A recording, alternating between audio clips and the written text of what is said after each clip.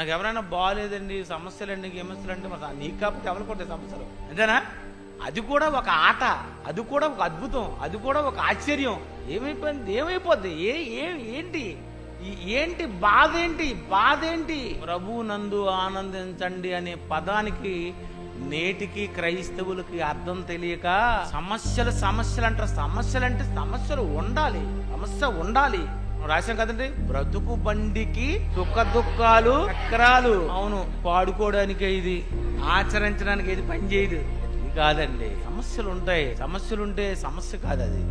నువ్వు స్వర్గానికి వెళ్ళకపోతేనే సమస్య, నువ్వు భక్తిలో లేకపోతేనే సమస్య, నువ్వు దేవుని దగ్గరకు రాలేదంటే సమస్య, దేవునికి ఇవ్వలేదంటే సమస్య, దేవుని కొరకు బ్రతకలేదంటే సమస్య.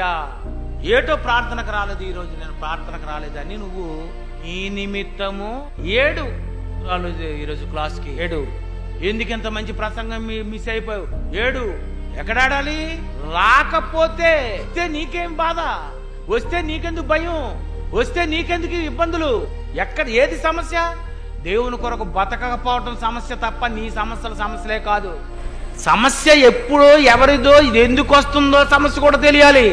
హాయిగా దేవుని వాక్యం నేర్చుకుంటున్నారు, వచ్చారు, హాయిగా మనం దేవుని మీటింగ్ పెట్టాము, ప్రజలు వచ్చారు, వాక్యం చెప్పాము, ఇంకేంటి బాధ?